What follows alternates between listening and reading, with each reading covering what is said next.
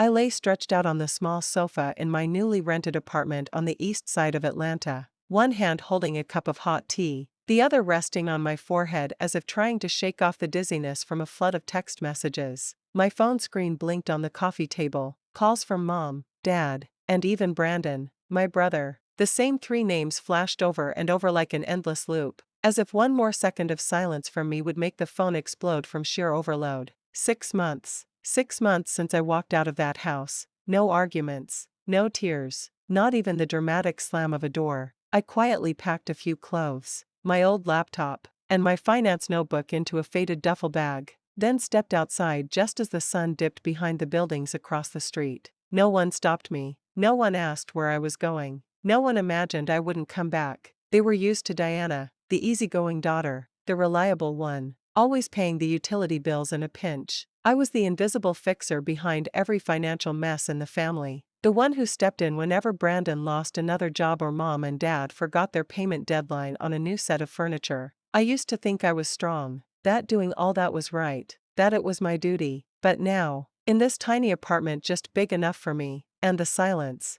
I finally understood. For nearly 10 years, I'd been keeping alive a system I never built. A system where I was the only one running while everyone else just the phone vibrated again. I didn't need to look to know it was Mom. I could already hear the start of the message in my head. How could you do this to your family? Ending with, if you still care about us, call back right now. I didn't pick up, didn't even reach for the phone. I just leaned my head back, took a deep breath, and felt my chest grow a little lighter with every passing second. My name is Diana Miller. I'm 28. A financial analyst who earned a full scholarship to Georgia State University. I used to believe that if I just worked hard enough, stayed out of trouble, kept my head down, I'd be recognized. But the truth is, the more I did, the less I mattered. And the one time I stopped just once, the phone lit up like a fire alarm fire. Brandon, 32, dropped out after 2 years of art school, worked as a barista, a delivery driver, then went unemployed again. But he was the one with potential, the dreamer. The one Mom hugged when he failed and Dad defended like a war hero returning from battle. And me? The one who never left a trail of debt,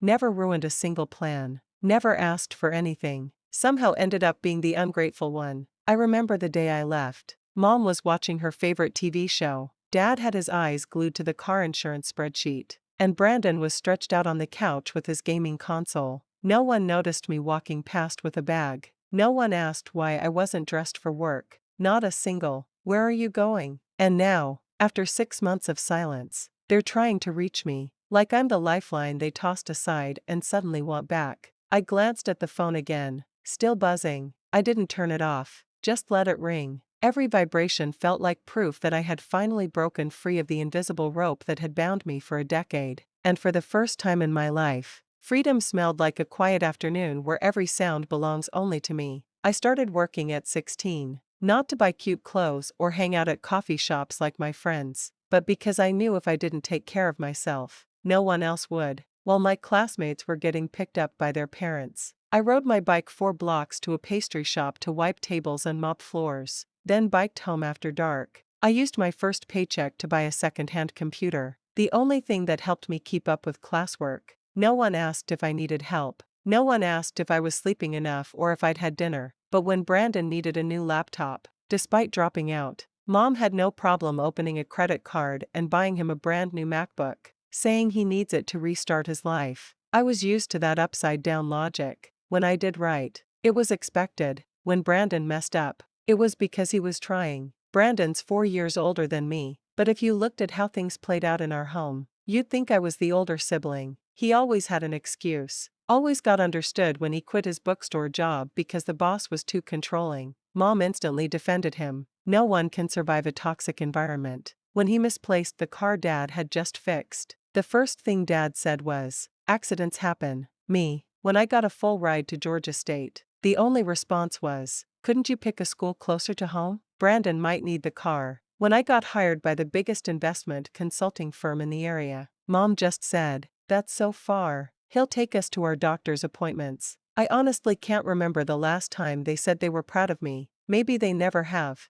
I used to think if I just kept working hard, kept proving myself, they'd eventually see. But the more I did, The more I became just a walking wallet when they wanted to repaint the house. Could you help a bit? When Brandon wanted to sign up for an online art class. Diana, could you front it for now and we'll settle up later? At first, I thought it was just temporary money trouble. I agreed to help here and there, but here and there turned into everything from electric bills, appliance repairs to gas money for Dad's car. I sent the money regularly. No thank yous, just more asks. This month's a bit tight. Can you add a little more? I tried to stay quiet, told myself I was helping, that family should stick together. But every time I came home after grinding through weeks of work, I'd see Brandon lounging on the couch, feet on the table, gaming. Mom would be in the kitchen making his favorite dish. Dad would be telling the same story about how my son won an art contest back in 5th grade. I'm not heartless. I used to care about the smallest things. But the one thing I can no longer do is live a life where effort is invisible and failure is celebrated like a triumph. I remember one day when I told Mom I was saving to buy my own place. She casually said something I'll never forget.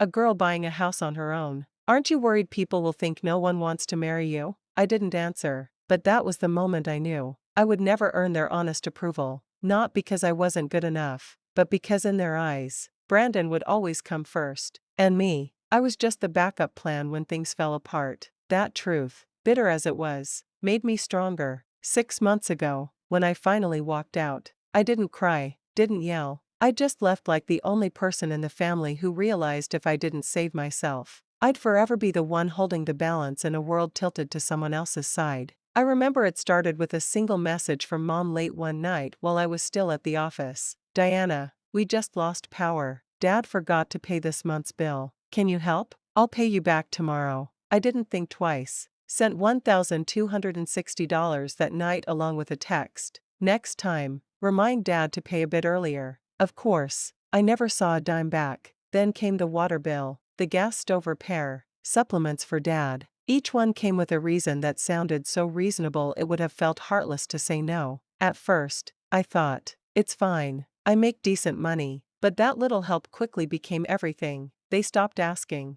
they started assigning. This week, send Brandon $200, 0 cents. He's signing up for a Photoshop class, or Dad just had dental work. It was pricey. Here's the bank info. I became the sole provider in a 4-person family, 2 working on and off and 1 who gamed all day. 1 month as I was preparing to submit my mortgage application for my first home, Dad called. His voice was uneasy but firm. Diana, we're in a bit of a bind with the bank. This house might get foreclosed if we can't find the money in the next few weeks. I went silent. That house, modest as it was where I grew up. Where I once dreamed of having my own office before that dream was replaced by a sofa bed, so Brandon could temporarily move back in. How much do you need? I asked, already knowing the answer. Around $980 a month for just maybe a few months, just until your dad and I get back on our feet. And I agreed. The first transfer happened that very night, right after I canceled the deposit on the apartment I'd been dreaming of. I ended up sending that money, not for a few months, but for almost 2 years. 2 years, over $20,000 cents total,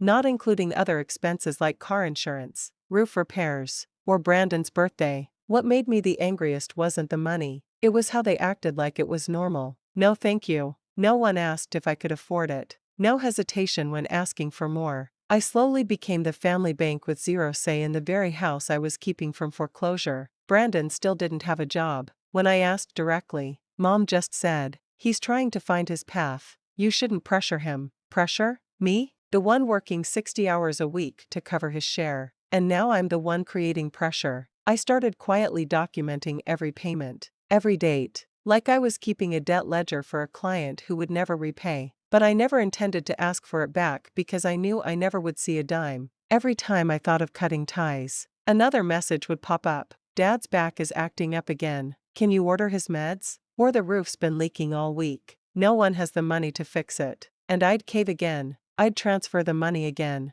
I'd put every personal goal on hold again. I started avoiding my banking app in the mornings because just seeing the low balance made me feel like I couldn't breathe. My life was ruled by other people's bills, by the needs of those who never intended to stand on their own. I was living in a cramped rental, eating instant noodles for a week straight so I could send money to fix a door in the house Brandon used as his inspiration art studio. Then one day, standing in a convenience store, I opened my wallet and didn't have enough to buy a gallon of milk. And that's when I truly felt it. I was being drained completely. I used to think being strong meant carrying all the weight. But in reality, I was just sinking into a swamp called hoping they would change. And the moment I realized that, I knew I had to change first. That Sunday afternoon, it started to drizzle. I had just finished a long weekend shift, exhausted and only wanting a hot shower and warm blanket. But instead, I stopped at the store, grabbed a few bags of groceries, and drove nearly 40 minutes to my parents' house, just like I had done for 2 years straight. I walked into the kitchen, arms full of bags, salmon, vegetables, some frozen meals. As I set them down, Mom was already there, not to greet me, but to confront me. "Deanna, we need to talk." Before I could exhale, she crossed her arms, her tone sharp with drama. "We already discussed this. What you're sending every month. It's no longer enough." I froze. "Not enough? What are you talking about?" Dad stepped in from the living room, his voice low and heavy like he was delivering the evening news. "You make good money. You live alone. Meanwhile, we're struggling every day. Doesn't that seem unfair to you?" I looked at the two people who raised me and now stood there trying to convince me that their comfort was my obligation. I held my voice steady. "I've paid the mortgage for 2 years, not to mention utilities, meds, roof repairs, all that, and it's still not enough." Brandon, sprawled out on the couch as usual, chimed in casually. "It's not like you're lacking anything. What's wrong with sharing a little?" I turned to look him dead in the eye. My 32-year-old brother, who's never paid a single bill in his life, yet somehow feels entitled to comment on what sharing means. "Sharing goes both ways, Brandon," I said, my voice colder than the rain outside. "All you ever do is take." Mom snapped. "That's enough. Diana, you're being disrespectful." I took a deep breath, chest about to explode. "I'm disrespectful for telling the truth." Mom's lips pressed into that tight line I'd seen my whole life. The look she gave when she wanted to control everything through sheer indignation. "If it's that much of a burden to you," she said every word like a blade, "then you can walk out that door and don't bother coming back." Time stopped. That sentence. If only she knew how often it echoed in my mind. But this time, no one tried to stop me. No one called me the good daughter or the quiet one who sacrifices. They didn't pull me back. They just pushed me to the edge and waited to see if I'd jump. I dropped the last grocery bag on the table, didn't even bother opening it, didn't put anything in the fridge like I usually would. "All right," I said, soft as a breeze, sharp as steel. "If that's how you feel, then I hear you loud and clear. I'm leaving." I turned and walked out. My steps were heavy but certain. No one followed. No one called my name. Just Brandon muttering something behind me. Maybe so dramatic or something like that. I walked out of that house empty-handed, hollow but with my back straight. The rain soaked my hair, my clothes, but for the first time I felt light. Like the weight I had carried for years wasn't duty. It was chains, and they had finally fallen. I didn't drive straight back to my little apartment. I pulled into a quiet gas station, opened my contacts, stared at Mom, Dad, Brandon, then slowly pressed block. At that moment, I didn't know what was coming next. I couldn't picture the chaos that would unfold when they realized their personal ATM had gone silent. But I knew one thing for sure. This time, I wasn't coming back, not out of pride, but because I had finally learned that kindness isn't infinite, and blind sacrifice only teaches people to expect you as default. My new apartment was on the 3rd floor of an old midtown building with chipped white paint and hallways that always smelled like old wood. But to me, it was paradise. No one woke me at 6 a.m. to schedule doctor's appointments. No one texted at midnight to ask if I could front the gas bill. I no longer had to race across 3 counties with bags of food for a dinner no one touched. I moved in with just 2 suitcases and an old comforter. But the relief felt like learning how to breathe again. Every morning I got up with my alarm, made coffee, opened the window, and let the light pour in. No TV blasting from the living room. No Mom's complaints. No Dad's coughing fits when I got home late. I spent weekends reading, learning new skills, and walking around Piedmont Park, where I didn't need to hold a phone to my ear for an hour listening to another emergency that somehow meant more money. I cut all financial ties. No transfers, no bill payments, no doctor appointments, no groceries. My bank account slowly steadied, and for the first time in years, I started building savings. A simple thing I never thought I'd be able to do. But that peace only lasted until month 3. It started with a text from Mom. "Diana, your dad just got a warning letter from the bank. Something's going on. Call me. I read it, set the phone down, and didn't reply, not because I didn't care, but because I knew that something was never about health or safety. It was always about money. And sure enough,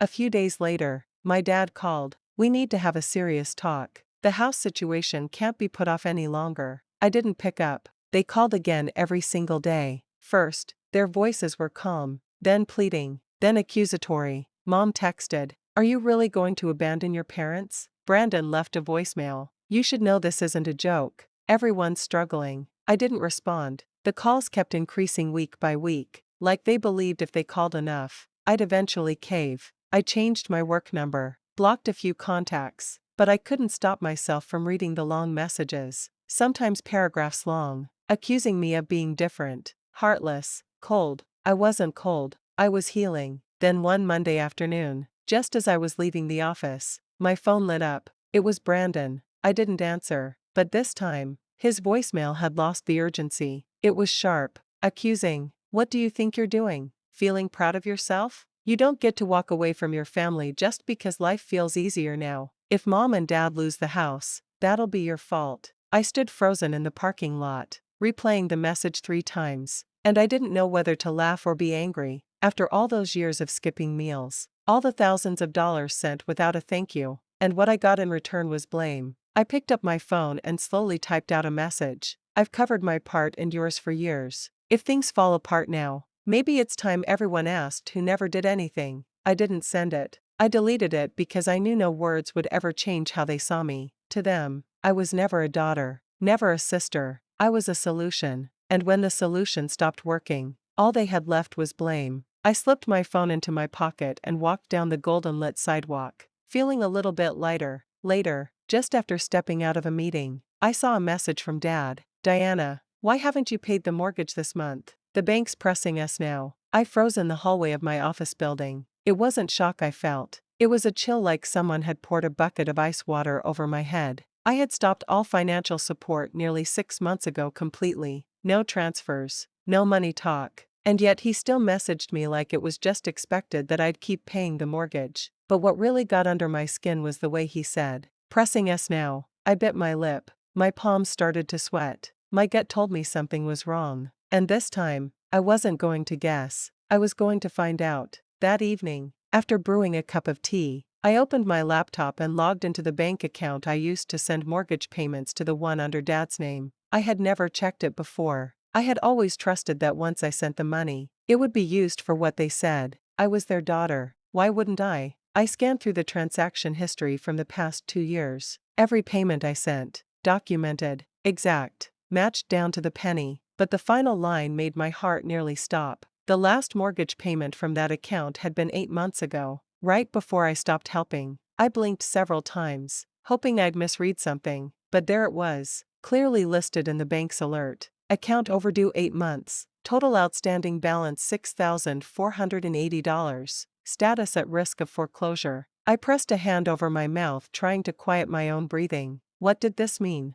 I had continued sending money on time for 3 more months after that last payment, and they hadn't used a single dollar for the mortgage. I pulled up my personal banking app. Sure enough, almost $3,000 0 cent after the final payment. Gone. They had received it, but didn't use it, didn't explain, didn't say a word. A cold wave ran down my spine. It wasn't just disappointment. It felt like betrayal, like someone had stabbed me in the back with the very trust one gave them. I didn't call immediately. I needed more proof. The next morning, I called the bank, this time as someone who previously helped manage family payments. I calmly explained my concern that my parents might be struggling and not telling me. After some verification, the support rep confirmed that account hasn't had a full mortgage payment since the beginning of the year. It's now under special collections. I thanked her and hung up. The world spun around me. No more doubt. The money I sent during those last months was not used for the house. So where did it go? I didn't know, but it wasn't for what they'd begged me for. That night, I couldn't sleep.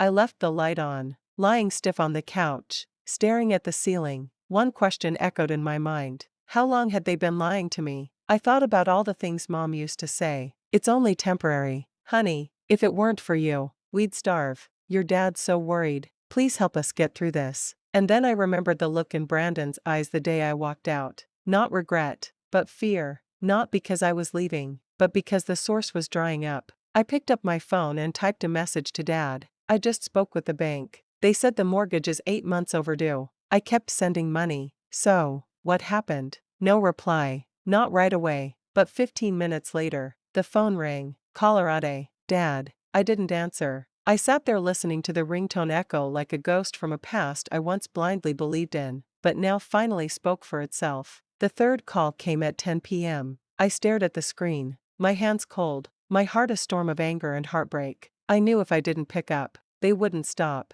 And this time, I was ready to listen, but also ready to speak. I hit answer. Diana, it's Dad. His voice low and tense. So, I guess you found out about the bank. I kept my voice calm. I didn't just find out. I confirmed it. The mortgage is 8 months behind. I kept sending money. So, where did it go? He paused, then sighed. I know you're angry, but it's not what you think. I gave a bitter half smile. Not what I think. I sent money for the house. The house didn't get paid for. What part of that isn't what I think? That's when Mom grabbed the phone. Diana, don't you dare speak to your father like that, she yelled, her voice shrill, almost furious. You don't understand the situation. Everything's been falling apart since you left. I squinted, walked away. Or was it when I stopped paying for everyone to live comfortably? You don't speak to me like that. My mom snapped. I've done everything I could. Brandon lost his job. Your father's back is acting up. The house is falling apart.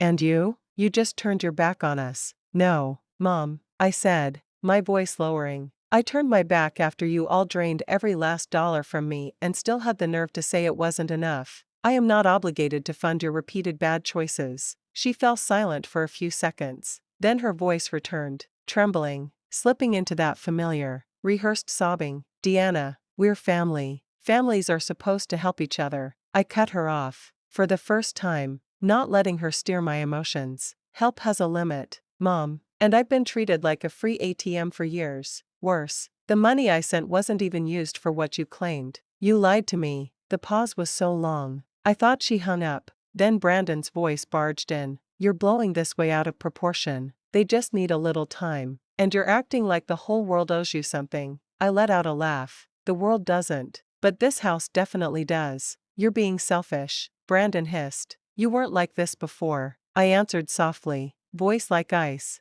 Before, I was just stupid. Diana, don't talk like that. My dad came back on, his tone lower, worn down. We messed up, okay? But you're all we've got. We will pay you back. I promise. I let out a dry, joyless laugh. How many times have you promised that? Another long silence. You know, if you don't help, we could lose the house, he said. We're about to lose everything. I tightened my grip on the phone. My chest felt heavy, but my words came out clear. Then lose it. That's not my responsibility anymore. Diana, you can't what? Can't walk away after being pushed to my limit. I cut him off. I've carried this family for nearly a decade while Brandon sat around burning money and judging me. And now the moment I stop, I'm the heartless one. Mom cried again. Brandon muttered something in her ear. Dad started pleading, but I didn't really hear them anymore. Their voices echoed like ghosts from a world I no longer belonged to. I took a deep breath. I'm done helping. Not because I'm cruel, because I've done more than enough. You all need to learn how to live without me. That's the only thing I'm leaving behind. And I hung up, not in anger, in peace. After that final phone call, I powered off my phone and left it on the table for 3 full days. No texts, no calls, no threats, no fake sobs, just silence. And I had never tasted silence so sweet. The next morning, I woke up early, made myself a cup of coffee, and stepped out onto the balcony, watching the city slowly wake under soft golden sunlight. My apartment was small, unremarkable, the ceiling a little low, the wooden floor creaking under my steps. But for the first time, I felt like a place truly belonged to me. No one knocking to ask for money, no one making me feel guilty for living my own life. Freedom, it turned out, wasn't loud. It was quiet, gentle, like that first breath after breaking through the surface of the water. But even silence can get scary. When night falls, when there's no more work to fill my thoughts,